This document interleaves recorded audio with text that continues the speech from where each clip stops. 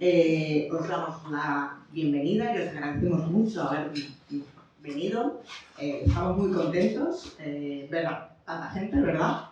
Y vamos a empezar con estas primeras jornadas del grupo de determinantes sociales de la salud que se acaba de formar y que con el apoyo de la Fundación de Investigaciones Marxistas, que nos apoya y nos cede el local.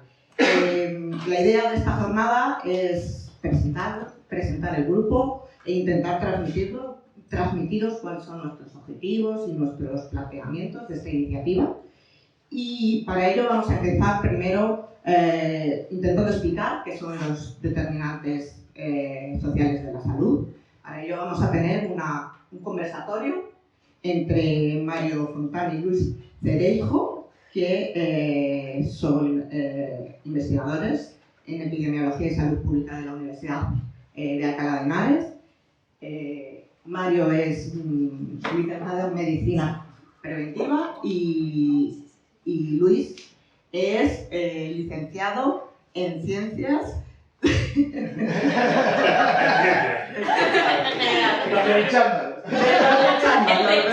¿Cómo es? Ciencias de la actividad física y el deporte. Eso es. Perdona, es muy nuevo para mí. Y bueno, pues después tendremos una charla que nos va a dar Ana Delgado, que es investigadora en trabajo social de la Universidad de Huelva, para ver un poco la perspectiva, verlo los determinantes sociales de la salud, pero desde otro lado del prisma, más desde la parte de la sociología, no tanto desde las enfermedades como tal o desde el punto de vista más médico o más de ciencias de la salud, ¿no? Es decir, un poco ver cómo las condiciones o los determinantes sociales no pueden afectar a la salud de las personas en sí mismo, ¿no? Tanto en el diagnóstico como en el tratamiento o incluso en la atención sanitaria. Y por último, María Iglesias y Pedro Buñón nos van a presentar en sí mismo el grupo de trabajo, un poco cuáles son los objetivos, los planteamientos del grupo, para ver si alguien más se quiere unir a nosotros, ¿no? Simplemente decir que, bueno, va a ser así una jornada queremos que sea muy amena, dinámica, que fluya y tal. Van a ser las charlas, luego, bueno, pues después de cada charla se puede alguna pregunta y tal, y luego al final, ¿no? Esta primera puede ser más participativa, pero después, si no, al final, pues preguntas o cuestiones que tengáis, pues podemos hablarlo. Y nada, vamos a empezar con la primera. Gracias a los dos y gracias a todos.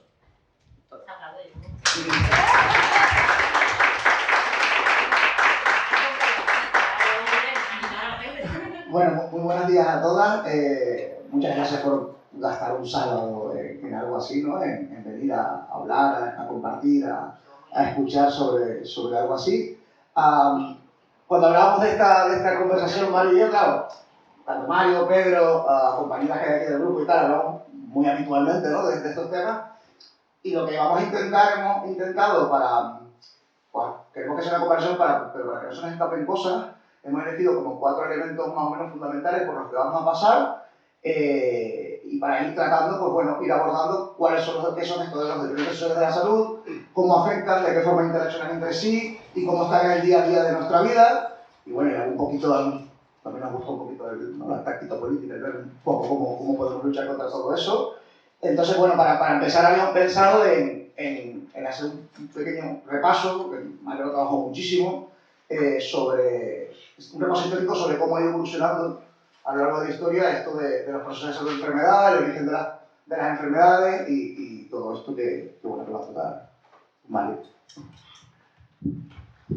Claro, que lo hayamos pensado como una conversación entre Luis y yo, si en algún momento hay alguien que hace alguna intervención, alguna pregunta, es por supuesto muy bienvenida.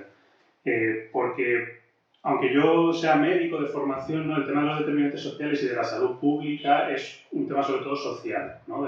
No tanto de técnico de la medicina, sino de cómo entendemos la salud, cómo entendemos la enfermedad y qué procesos sociales están en juego que llevan a que enfermemos de una manera determinada y de que estas enfermedades se distribuyan de manera desigual en la sociedad. Entonces, bueno, yo creo que como estamos bajo el paraguas de la Fundación de Investigaciones Marxistas, ¿no? Hay que hacer un poco de repaso histórico, ¿no? No somos las primeras personas, desde luego, en hablar de los determinantes sociales. Digamos que la gran conversación sobre las condiciones sociales y la enfermedad se puede ubicar más o menos a lo largo del siglo XIX, ¿no? Con el auge del capitalismo, digamos, un poco más exagerado, más agresivo con las condiciones de la clase obrera. Hay unos ciertos personajes que ya empezaron a preocuparse sobre las condiciones de vida de la clase obrera y de cómo estas condiciones eran lo que condicionaba fundamentalmente el estado de salud de la clase obrera, ¿no? Podemos ubicar dentro de este campo a personas como Villermé, que era un sociólogo francés, ¿no? Que empezó a ver que las personas que pagaban menos impuestos porque tenían menos renta en París eran las que presentaban mayores tasas de mortalidad, por ejemplo, ya en el siglo XIX, ¿no? Y si vemos un mapa, que no lo podemos mostrar, pero él hizo un mapa, ¿no? Con esta mortalidad diferencial por barrios y por renta de los barrios y coincide perfectamente o casi perfectamente con un mapa de la mortalidad por olas de calor en París en este siglo, ¿vale? En el 2006, si no me equivoco. Es decir, aquellas condiciones que ya en su momento hacían que la población enfermara de manera desigual son situaciones, son condiciones que estructuralmente se han mantenido a lo largo del tiempo, con algunas variaciones porque no enfermamos de lo mismo, pero esos condicionantes sociales siguen funcionando de manera parecida a cómo funcionaba entonces. También aquí tenemos a dos personas que dentro del campo de la epidemiología y más a lo mejor de la salud tienen un papel más importante, como son Virchow, que ya elaboró un informe en la Alta Silesia por un brote de tifus, donde en las conclusiones de este informe venía a decir que las condiciones sociales de la gente que vivía en la Alta Silesia, sobre todo la clase trabajadora, era lo que hacía que enfermaran más dentro de este brote. Y como estamos en la fin, también Engels, ¿no? Que ya clip de la charla, ¿no? Citado a Engels, tiene un libro muy importante que es La situación de la clase obrera en Inglaterra, ¿no? Donde cómo ese auge del capitalismo más agresivo, más desregulado en aquellos primeros momentos de finales del 18 y a lo largo del 19, pues obligaba a la clase trabajadora a unos horarios de esclavitud prácticamente, unas viviendas no adecuadas para que habitaran las personas, ¿no? Más pensando en aglomerar esa clase obrera que viajaba del campo a las ciudades, ¿no? Para aglomerarla cerca de los centros de trabajo sin pensar en las condiciones de vida, ¿no? Y Engels fue uno también de los primeros que ya puso este énfasis en las condiciones sociales y cómo estas afectaban a la salud de la clase trabajadora.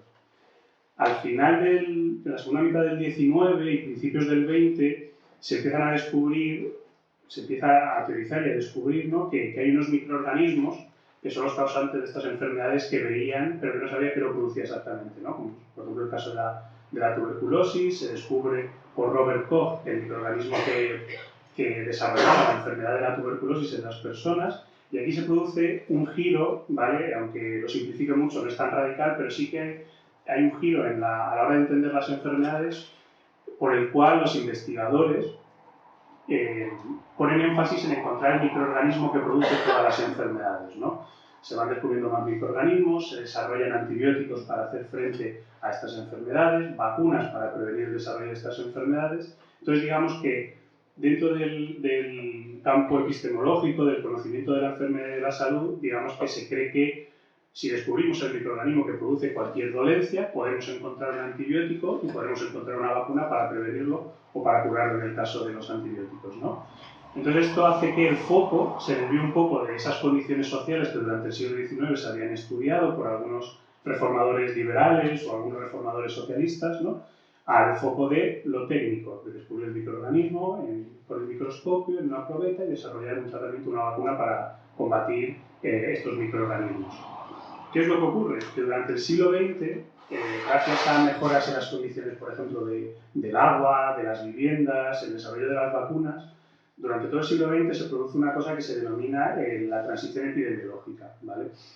Que básicamente es que dejamos de enfermar por enfermedades transmisibles provocadas por microorganismos que se transmiten de persona a persona o a través de agua contaminada o de alimentos en condiciones insalubres, y empezamos a enfermar de otras cuestiones que antes, de otras enfermedades que antes no eran tan frecuentes, porque no vivíamos tanto tiempo, o porque no había elementos estructurales que provocaban estas enfermedades con esa frecuencia.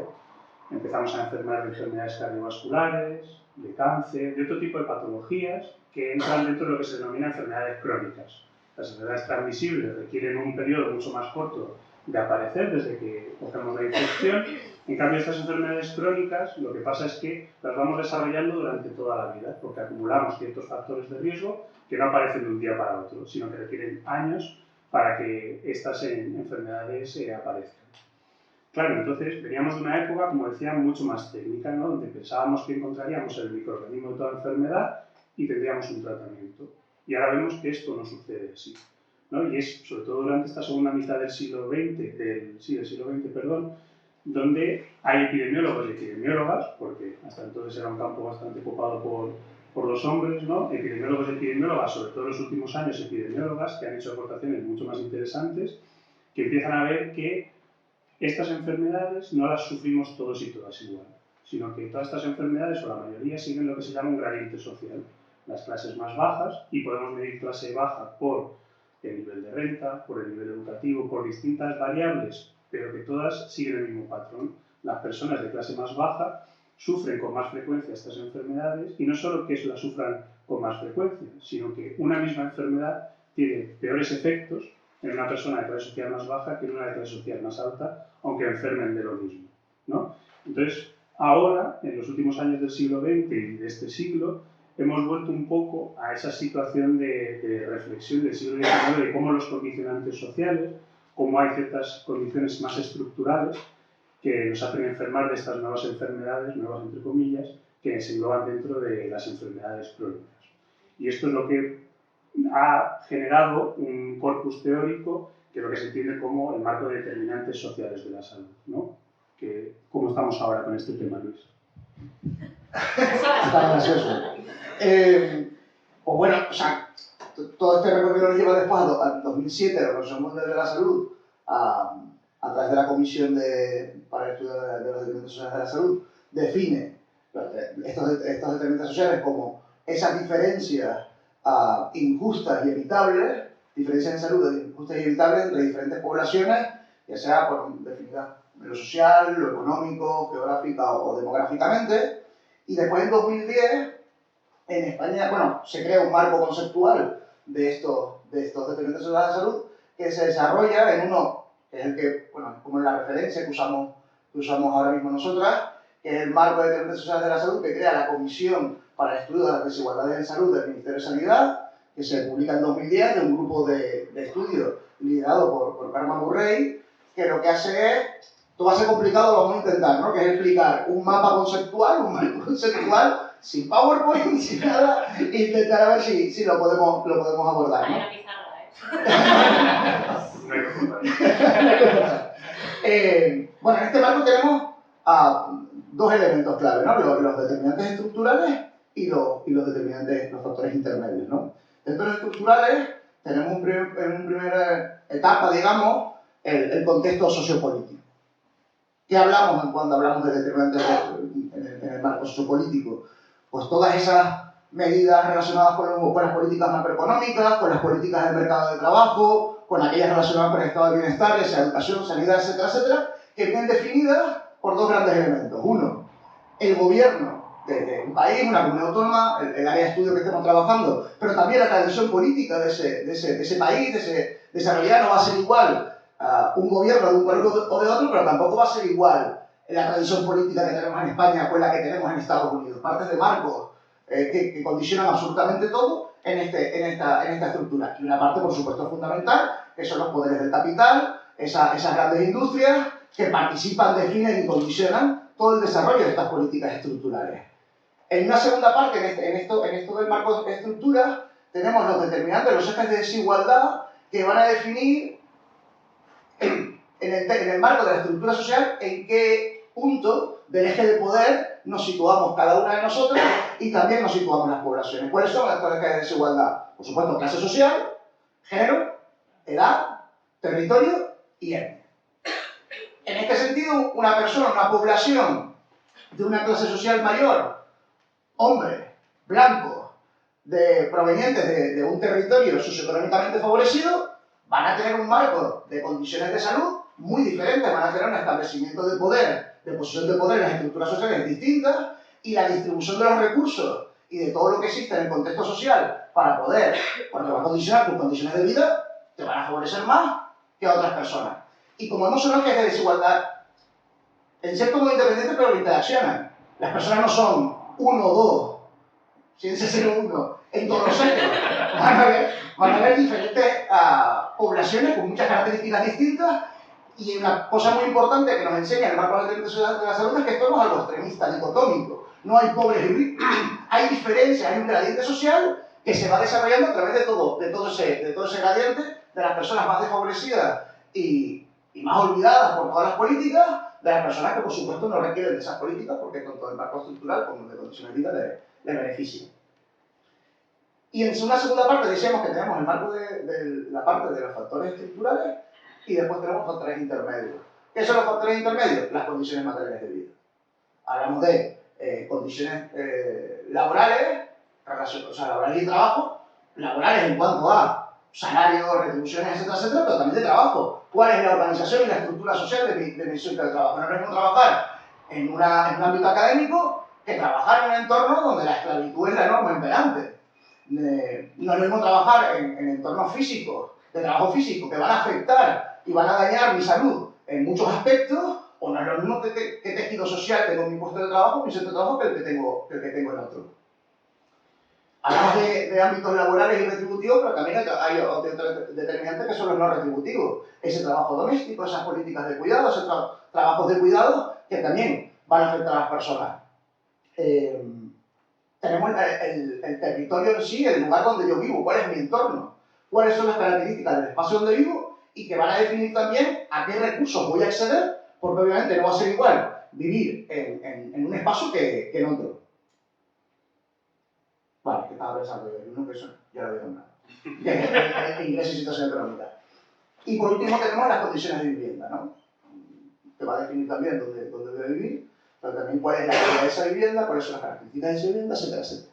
Todo esto van a condicionar dos elementos fundamentales. Uno, los factores psicosociales, todo lo que tiene que ver, por ejemplo, con cuáles son mis situaciones de estrés, cuál es mi tejido de apoyo, etcétera, etcétera. Y esto es muy, muy importante, y que nosotros trabajamos mucho, sobre todo en el ámbito más académico, con chicos. A mí me pasa, es algo brutal en clases con ciencias del deporte y demás, que todo esto va a condicionar mis conductas, que van a ser las que condicionen mis factores biológicos, que determinan la enfermedad. ¿Qué quiere decir esto? Que no hay una decisión independiente del ser humano para tener unos hábitos de actividad física u otros, o unos hábitos alimentarios u otros, o fumar o no fumar, o ser alcohólico o no serlo, o beber alcohol o no beberlo, o tal. Todo esto que hemos hablado, desde el marco cultural, pero sobre todo estos determinantes, estos factores por elementos materiales de vida, van a condicionar todas esas realidades que van a condicionar en última instancia mi estado de salud.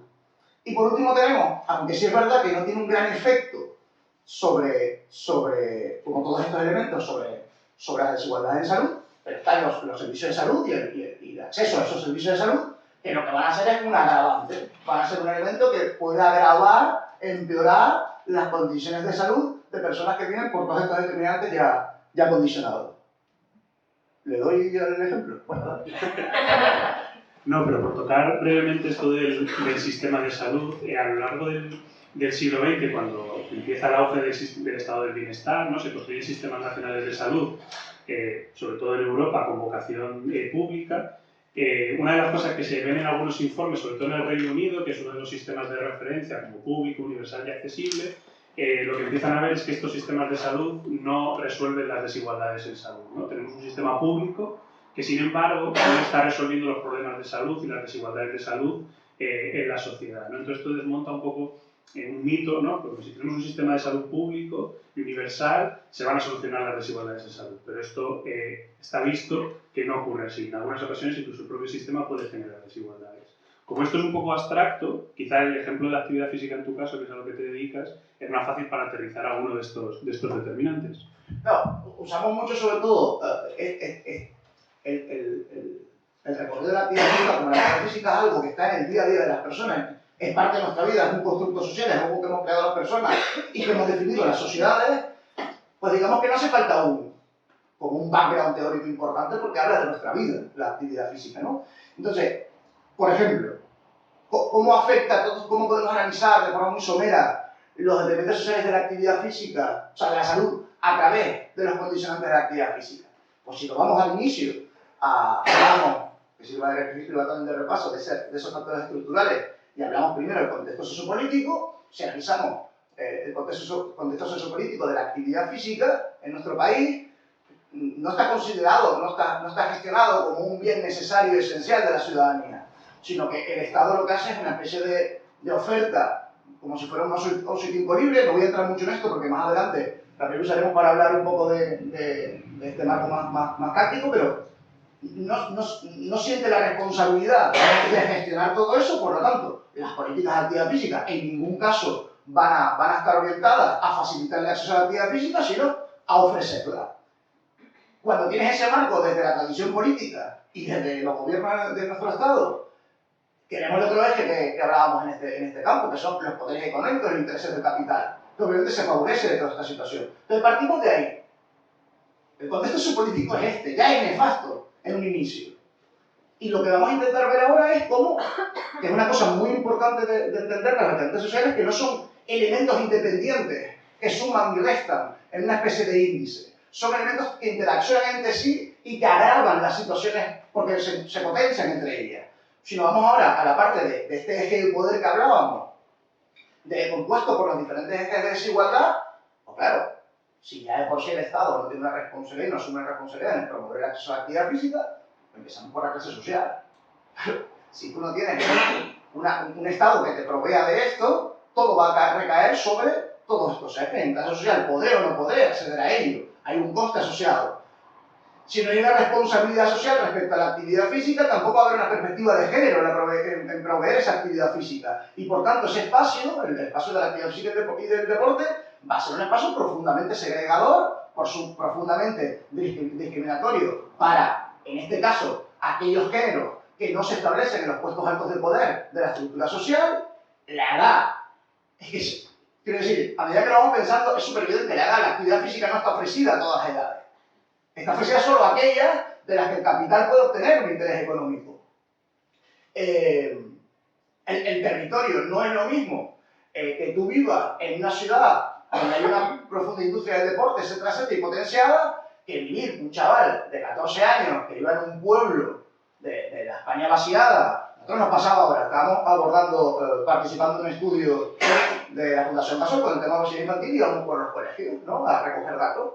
Y en los colegios rurales lo que nos encontramos era súper dramático. Cuando hablaba con los chicos, mientras recogíamos los datos y tal, de oye, hacen actividad física, no, tal y cual, te encontramos muchísimos casos de chavales, sobre todo chavalas, donde en ese pueblo lo único que hay es un campo de fútbol y un club de fútbol.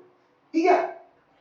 Entonces, o entras por el aro de lo que interesa o de lo que está en ese sector, o no hay actividad física. Y es un ejemplo de cómo el abordaje, en este caso, por ejemplo, la obesidad infantil, abordarlos de los determinantes sociales, del marco de determinantes sociales, nos van a ofrecer muchísimas respuestas que a la luz no están, ¿no? Y después, y esto solo hemos abordado la primera parte del marco. Ahora vamos a la que nos viene más fácil, que es la de las condiciones materiales de vida. Si empezamos a entrar en cuanto a las condiciones de trabajo, no solo es qué capacidad de ingresos, etcétera, etcétera, tienes, es con qué ejerce tu puesto de trabajo en tu vida, en qué consiste, cómo modifica por completo no solo la cantidad, sino la calidad de tu tiempo en tu vida diaria. O en el caso del género, las condiciones relacionadas con el trabajo doméstico y los cuidados. En un estudio con Pedro, que estamos a puntito de publicar ahora, que estudiamos cómo el acceso a instalaciones deportivas condiciona la incidencia de diabetes y complicaciones de la diabetes, nos encontramos una cosa cuando estratificamos por nivel socioeconómico y por género, nos encontramos algo súper interesante. Que las personas de bajo nivel socioeconómico, por supuesto, la evidencia partimos de los barrios de Madrid donde hay menos instalaciones deportivas, tienen una mayor incidencia de diabetes y complicaciones de la diabetes, por supuesto. Nos encontramos que en el caso de los hombres tenían una mayor asociación en este tema en bajo nivel socioeconómico y las mujeres no era tan fuerte. Pero sin embargo hay un pico muy grande en el nivel económico medio para las mujeres. ¿Cómo interpretamos nosotros esto? que hay ese otro eje de desigualdad, que es el trabajo precario, el tema de cuidados, el trabajo del hogar, todo lo relacionado con el género, que hace que las mujeres de bajo nivel económico es que ni siquiera puedan meter las instalaciones, que tienen que subir un poquito más para que de verdad les afecte, para que la falta de instalaciones de verdad les afecte, porque cuando están en el bajo nivel económico al hombre sí le afecta, porque si tuviera más, oye, pues a lo mejor podría hacer uso de ellos, de ellas y demás, es que las mujeres no. Y todos estos elementos que hemos ido construyendo, y podríamos ir mucho más, pues, cuando hablamos de vivienda, hablamos de la actividad física en el hogar, etcétera, etcétera. Cuando hablamos del entorno físico, tener parques no tenerlo, tener instalaciones no tenerlas, tener espacios deportivos no tenerlos, interacciona con muchísimas cosas. Yo puedo tener una instalación deportiva a la puerta de mi casa, maravillosa, aunque sea de un barrio pobre, pero si no puedo pagarla como si tuviera un muro de hormigón. Yo puedo tener un parque delante de lo cual es la calidad de ese parque, cuáles son los recursos, que hay varios súper expertos, y ahora abordará por ahí cosas muy interesantes de todo esto. Un parque es igual de accesible para un hombre que para una mujer, el mismo recurso, en el mismo sitio, las mismas características, no es igual ni muchísimo menos. Entonces, lo que nos hace ver todo esto en el recorrido con una realidad más concreta, como es la actividad física, es que para abordar las desigualdades, en este caso en la actividad física, no vale con tocar un botón u otro, sino que hay que tener una mirada mucho más holística, mucho más de abordar absolutamente todos los determinantes, porque si resolvemos uno, muy probablemente no mejoremos la vida de mucha gente. Si nosotros simplemente abordamos las políticas estructurales y la tradición política, pero no hacemos acciones micro relacionadas con esos ejes de desigualdad, seguirá todo igual. Respecto al ejemplo que les decía, si nosotros abordamos una mejora del acceso a instalaciones y de proveer programas de ejercicio, pero esos programas de ejercicio no responden a los intereses por clase social y por territorio que son distintos en la misma ciudad, no le interesa la misma actividad física a alguien que vive en un barrio que en otro. Si esos programas de actividad física no responden también a los ejes de desigualdad que responden al género y a la perspectiva de género, tampoco servirá de nada. Lo que queríamos un poco con este ejemplo es transmitir esa idea de que el marco determinante no son, que lo he dicho varias veces, pero creo que es súper importante y me obsesiona bastante, que es la idea esa de que no son elementos independientes, igual que las sociedades no tenemos características independientes, que la interacción de esas características son las que conforman quiénes somos y en qué posición de poder la estructura social estamos, y que por tanto las condiciones de nuestra sociedad y de nuestra salud van a responder exactamente lo mismo, y que por tanto las soluciones van a tener que ir por ese espacio. Vivimos construidos sobre estructuras de desigualdad, y esas estructuras de desigualdad son las que deben ser respondidas. Y la movida de todo esto es que cuando te vas a este marco de las determinantes sociales a diferentes niveles, todo esto es inmensamente más complejo. Y un ejemplo muy fuerte de todo esto es, la salud urbana, que es lo que nos dedicamos la mayoría de nosotras cuando, hablo de Compita Cara, que es mucha gente, a la salud urbana, y algo muy profundamente presente en el debate público, que son los espacios verdes, de lo que Mario es súper experto. Voy a resumir esta parte final para no alargarnos demasiado, pero una cosa que sí que hemos hablado mucho en el mundo más académico, ¿no? Pero como ha dicho Luis, esto nos compete a todos y todas, es que una mirada de las enfermedades que no tenga en cuenta la economía política o que no tenga en cuenta cómo funciona el capitalismo hoy en día está condenada a perpetuar desigualdades, ¿no? Por ejemplo, en el caso de los espacios verdes, como comentaba Luis, que es un lugar donde se puede hacer actividad física, socializar, hacer planes con amigos y amigas, con la familia, es un lugar como de encuentro, de actividad física y en general que promociona la salud. ¿Qué es lo que ocurre a veces? Ahora está muy en boga el tema de poner más espacios verdes en las ciudades, reverdecer las ciudades, porque ayudan con el tema de la contaminación, múltiples factores. Y eso es verdad, eso es verdad. ¿Cómo aquí intersecta un poco el funcionamiento del capital? ¿Qué ocurre con esos barrios donde hay parques más grandes, mejores o más espacios verdes con una calidad determinada? Que esos barrios terminan revalorizándose, porque el capitalismo lo que busca en estos casos es a nivel urbano extraer más renta de aquellos barrios, ¿no? Donde pueda incrementar el precio de las viviendas o de los locales o de lo que sea, va a verse beneficiada por estas intervenciones. Entonces, cualquier estudio de una intervención en salud que sabemos que va a mejorar la salud de la población, que no tenga en cuenta esta otra parte de cómo el capital se va metiendo en estas relaciones sociales, en estas estructuras normativas de economía para extraer más plusvalor, Si no tenemos en cuenta todo eso, cualquier intervención que diseñemos o que pensemos va a condenar y va a perpetuar ciertas desigualdades que ocurren más a nivel estructural, ¿no? Aunque sea el parque más bonito de la ciudad o del pueblo, del sitio que sea, al final la gente se va a ver expulsada de ese territorio, porque no va a poder pagar cuando el barrio se incremente del coste, ¿no? Y ya por terminar mi parte y dejar que Luis cierre, a mí una de las cosas que más me gusta de la epidemiología que se conoce como más social o de la salud pública en mayúsculas es que es una cosa que nos compete a todos y todas. Como decíamos antes, no es una cuestión de el más rico y el más pobre, sino que todos a través de esa escala desigual nos vemos afectados y afectadas y tenemos peor salud, ¿no? Hay varios estudios que ven que, por ejemplo, sociedades donde esta desigualdad más global es más pequeñita, las desigualdades en salud son menores y los niveles de salud son mejores en general. Entonces, la cuestión es cómo nos organizamos socialmente para que estas desigualdades sean más o menos, qué podemos hacer para reducirlas, porque no compete al que está más arriba y al que está más abajo, sino que si todos vivimos de una manera más igualitaria, al final la salud de todos y todas se verá beneficiada.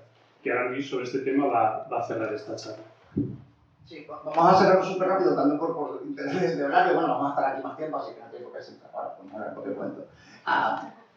Queríamos cerrar hemos empezado desde una aproximación histórico, teórico, el marco teórico y demás, y terminar con algo más concreto, ¿no? Bueno, también, si estamos aquí todas, pues también tenemos un cierto interés por el activismo político y demás, que es entender cómo esa primera parte del marco de los elementos sociales condiciona todo. Cuando decíamos al principio que cuando el Estado no toma responsabilidad y que esos elementos del gobierno y de la tradición política no toman responsabilidad sobre un elemento, lo dejan a las manos del capital, que es lo que ha pasado con la actividad física, ¿no? El que el Estado no considere que sea algo esencial, que debe ser administrado, hace que el capital lo tome y lo comodifique, lo convierte en un bien de mercado, y una vez que lo conviertes en un bien de mercado, llega a cambiar absolutamente todo su significado. ¿En qué sentido? Todo esto nos lleva a un discurso y un control de las narrativas culturales muy fuerte en términos de física y cosas más, yo hablo de mi libro, que lo convierte en una culpabilización totalmente individual, ¿no? Esos discursos profundamente afianzados en el ámbito de la actividad física y deportiva, de que si tú no haces ejercicio es porque no quieres, si tú eres gordo porque quieres, etcétera, etcétera, que lo que hace es ahondar en que la solución viene a través de las ofertas del capital y de lo que provee el capital, y no a través de modificar las estructuras macroeconómicas de mercado de trabajo, de condiciones de vida y de políticas sociales de nuestro Estado. Cuando el mercado es capaz de condicionar por completo el análisis político que hace la ciudadanía sobre un bien relacionado con los elementos sociales de la salud, lo imposibilita casi por completo. De hecho, es algo que obviamente no eres del sector, pues no le prestas atención, pero cuando vemos programas electorales o cuando vemos la conformación de equipos políticos, etcétera, etcétera, el deporte jamás por absolutamente ninguna estructura ideológica es tratado de forma seria, a pesar de que es un elemento fundamental en muchísimos sentidos. Pues porque ya es un bien del mercado, ya ha sido adoptado por el capital y ya es un elemento que no tiene por qué ser respondido por parte de la administración pública. Entonces, en ese campo está ese escenario de la táctica política, ¿no? De cambiar las narrativas culturales y de empezar a normalizar en nuestro discurso habitual y en nuestro discurso diario todo lo que condiciona esas bases de elementos sociales de la salud. El intentar, pues, modificar la narrativa imperante y hegemónica de, oye, no, estas cosas no vienen marcadas por decisiones individuales, sino por una cantidad de elementos complejos que interaccionan, que se modifican entre sí, que hacen que la situación de muchas personas sea la que es, y lo que ha vuelto a repetir Mario, que el tema de los elementos sociales de la salud y de las condicionantes de la calidad de vida que puedes tener o no es dicotómico, no hay ricos y pobres. Que es muy importante entender ese gradiente social y cómo entre medias de los extremos hay un montón de poblaciones y un montón de personas que tienen una calidad de vida inferior a otras personas y que esas diferencias en salud son injustas y son limitables, que no tenemos por qué aceptarlas, que son aspectos que pueden ser modificados desde esta aproximación científica y, por supuesto, política. Y ya está, sí, cualquier pregunta, comentario, lo que sea, nos encantará.